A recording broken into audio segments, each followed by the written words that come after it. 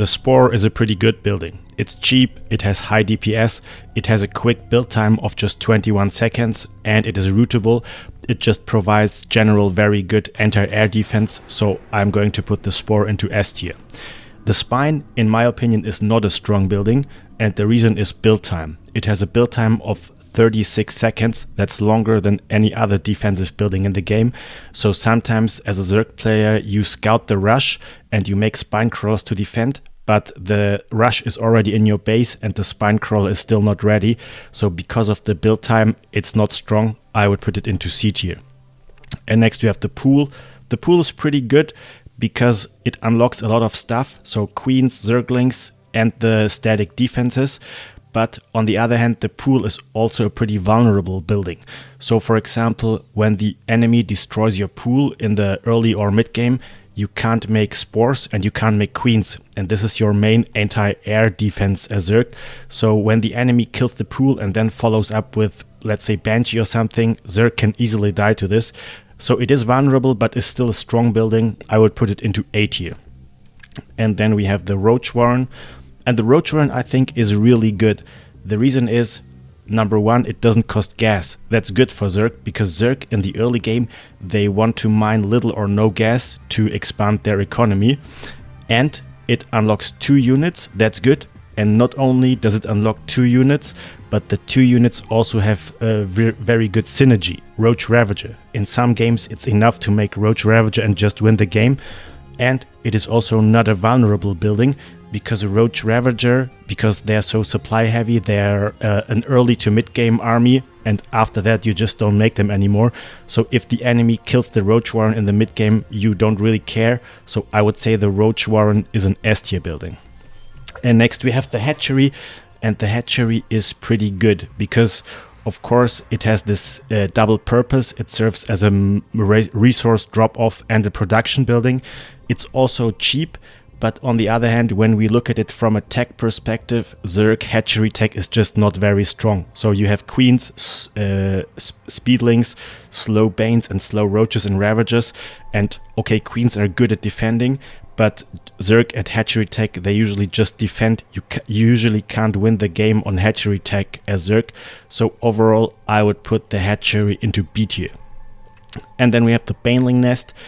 And I think the Baneling Nest is not a very strong building because it is an early game building that costs gas. That's not good for Zerg because when you mine early gas as a Zerg, it hurts your economy. You can't make as many drones. And it also just unlocks 1 single unit. That's not pretty strong. I would put the Baneling Nest into C tier. And next we have the Evo. This is pretty good because it's cheap. It unlocks all the ground upgrades. And I mean, Zerg doesn't have the best air game. So when you play Zerg, you're usually forced to play ground, or your main army is going to be ground. So I think in every game, Zerg makes an Evo chamber.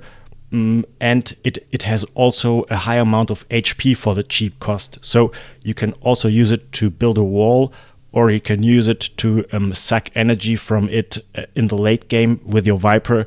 So I think it's a good building. I would put it into A tier. And then we have the Lair. And I think the Lair is a really strong building because when you think about Zerg Lair tech, what does Zerg have at Lair tech? They have speed banelings, speed roaches, hydras, the air units, infestors, swarm host, Nida swarm, and everything like that. So I think Zerg is really, really strong at Lair tech, and also the Lair can be made pretty early in the game. And Zerg, I think, Lair tech is really the time in the game where Zerg shines. They have everything they need to finish the game.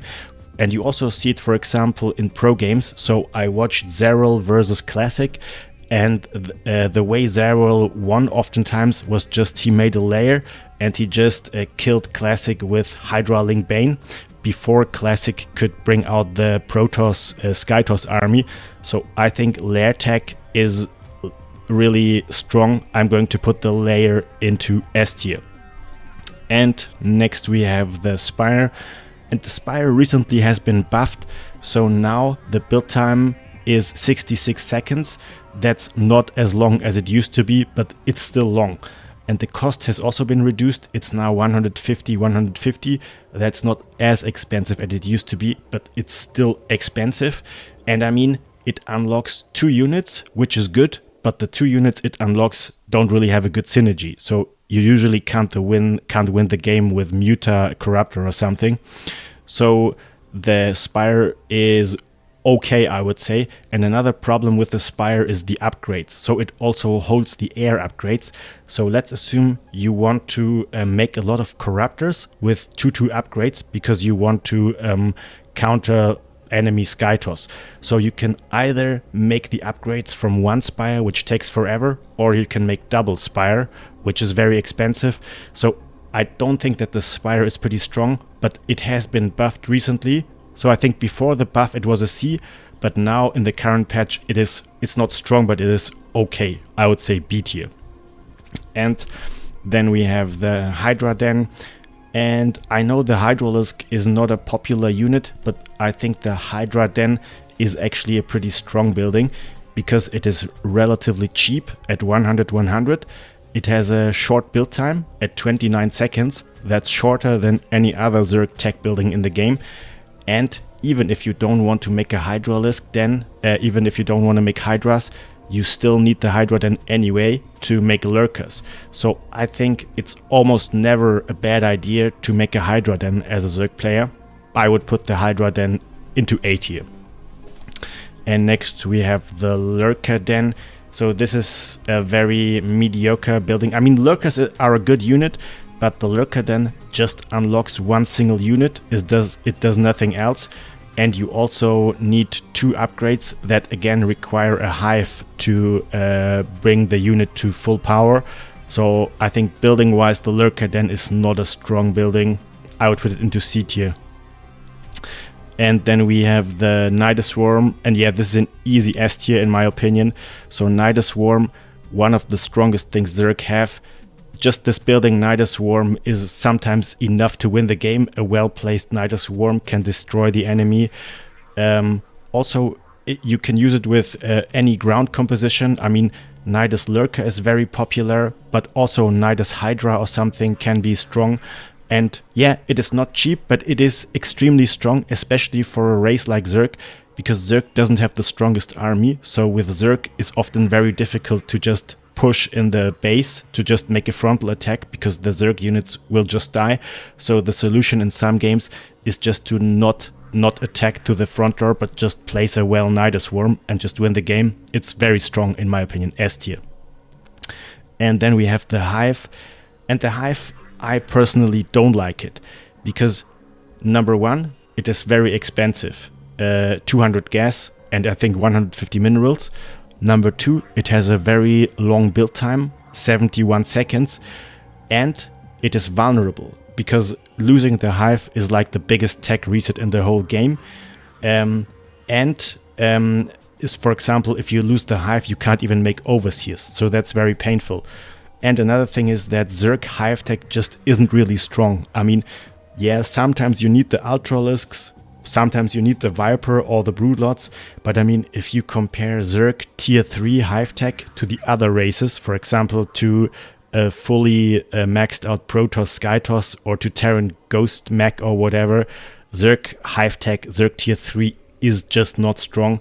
So I don't really like it. I think it's a pretty weak building. I would put it into C tier. And next we have the Greater Spire. And the Greater Spire, in my opinion, is really, really bad. I'll put it right into D tier. And the explanation is, it is very expensive. It costs 200 gas on top of the Spire cost. It has a very long build time, 71 seconds. It just unlocks 1 single unit. The 1 unit unlocks sucks. Broodlords just suck, in my opinion. It is also very vulnerable because it just has 1000 HP, although it is so expensive. And I mean, if you lose the Greater Spire, you can't even make Corruptors, which are very important for anti-air for the Zerg. And again, just as with the Spire, you have the upgrade problem. So let's assume you want to make a Zerg late game Sky Zerg army, Broodlord Corruptor, and you want to make them with 3/3 upgrades. So you can either make the upgrades from 1 Greater Spire, which takes forever, or you can go double Greater Spire, which is super expensive. So I think the Greater Spire really deserves the D tier. And next we have the Extractor. That's a pretty good one because number one, it collects gas, obviously. But another thing is you can use it to make an extractor trick in the early game. Very useful for making build orders. And again, it has a relatively high HP amount for the cheap cost. So in the late game, you can use it to suck energy with your Viper. I would put the Extractor into A tier.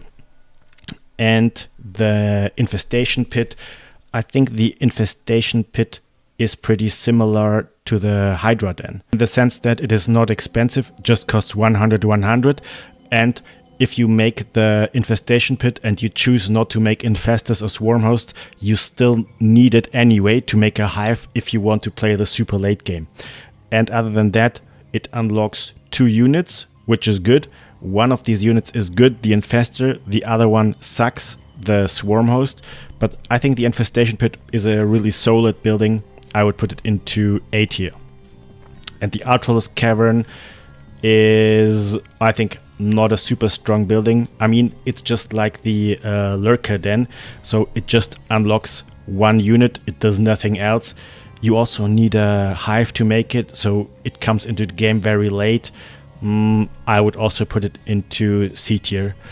And last but not least, we have the Creep Tumor, and this is of course an easy S tier. I mean, it is free, it spawns indefinitely, it makes your units faster, and it provides vision over the whole map if you're good at spreading creep, so it is an S tier.